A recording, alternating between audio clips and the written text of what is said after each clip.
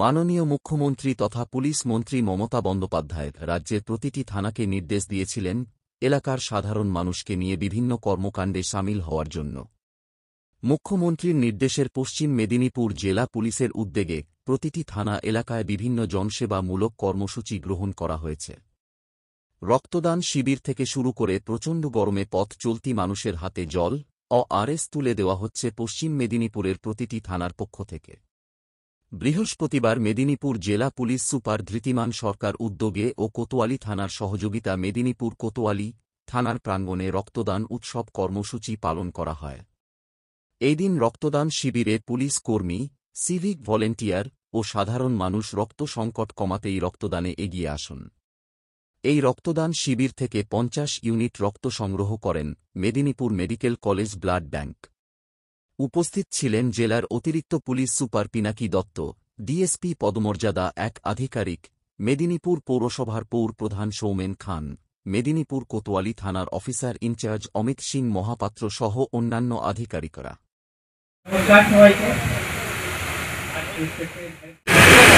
মেদিনীপুরে পৌরসভার চেয়ারম্যান মাননীয় সৌমেন খান সাহেব, উপস্থিত ডিএসপি অ্যাডমিন আহসান কাদরি, আইসি কোতোয়ালি, আমার কলিগ এবং আপনারা যারা এসছেন, জেলা পুলিশের উদ্যোগে আজকে কোতোয়ালি থানায় আর সবসময় গরমকালে এটা একটা সাধারণ সমস্যা থেকেই যায় যে একটা ঘাটতি দেখা যায় এবং সেই সময় যার যেরকম যোগাযোগ থাকে সেই অনুযায়ী কোনো রকমে কিছু রুগী হয়তো ম্যানেজ করতে পারে, কিন্তু সব রুগীর পক্ষে হয়তো ম্যানেজ করা সম্ভব হয়ে ওঠে না সেই মুহূর্তে।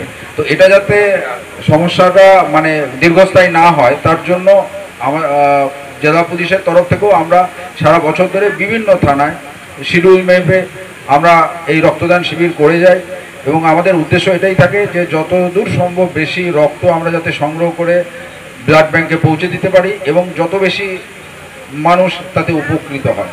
তা এখানেও আমার আজ কোতোয়ালির যে প্রোগ্রাম চলছে এখানেও এটা যেটা জানলাম মোটামুটি এরা প্রায় 50 ইউনিট রক্ত সংগ্রহ করার নিয়েছে, পরিকল্পনা নিয়েছে।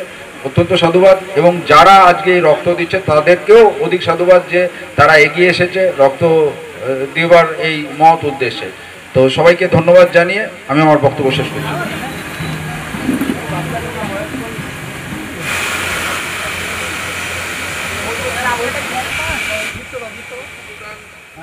এই গ্রীষ্মের সময় মানুষের রক্তের খুব প্রয়োজন, সেটা মেটাতে যে পুলিশ এগিয়ে এসেছেন তার জন্য আমরা মেদিনীপুর পৌরসভা শহরবাসীর পক্ষ থেকে ধন্যবাদ জানাই। কোতোয়ালি থানার উদ্যোক্তাদের উপস্থিত আছেন মেদিনীপুরের মাননীয় অতিরিক্ত সুপারিনটেন্ডেন্ট অফ পুলিশ মাননীয় আমাদের পিনাকি দত্ত সাহেব, আছেন আমাদের ডিএসপি অ্যাডাম সাহেব এবং যার উদ্যোগ মেদিনীপুর এই কোতোয়ালি থানার আইসি, যিনি সারাদিন ধরে আমাদের খোঁজ রাখেন, আমাদের চলাফেরা, আমাদের রাত্রে ঘুমানো সব দায়িত্ব যার, তিনি যে উদ্যোগ নিয়ে আজকের এই রক্তদান শিবির এবং মোবাইল ফিরিয়ে দেওয়ার অনুষ্ঠান, তাকে ধন্যবাদ এবং সকল থানার কর্মীদেরকে যারা উদ্যোগ নিয়ে এই মহতী অনুষ্ঠানটি করছেন।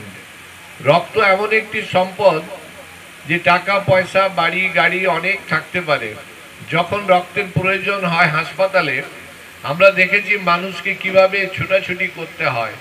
এই গ্রীষ্মের সময় রক্তদান উৎসব খুব কম হয়, সেই জন্যই আজকে কোতোয়ালি থানায় এই সময় মানুষের খুব প্রয়োজন। প্রতিদিন মেদিনীপুর ব্লাড ব্যাংকে 300 বোতল রক্তের প্রয়োজন হয়, রক্ত সংগ্রহ হয় 150 থেকে 160 বোতল, সেই জায়গায় এখনো ঘাটতি থাকে। তাই এই গ্রীষ্মের সময় যে রক্তদানের ব্যবস্থা করেছেন থানা, তার থানার সমস্ত উদ্যোক্তা, রক্তদাতা এবং ব্লাড ব্যাংক সবাইকে ধন্যবাদ।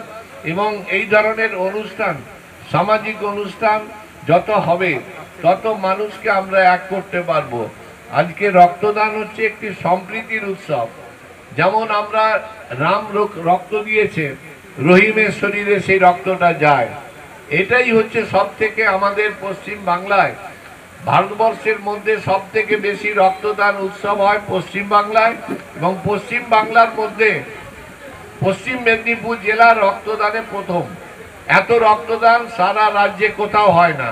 তাই আজকের এই রক্তদানে সকল উদ্যোক্তা, রক্তদাতা এবং সম্মানীয় অতিথি যারা, সবাইকে ধন্যবাদ জানিয়ে আমার কথা শেষ করলাম।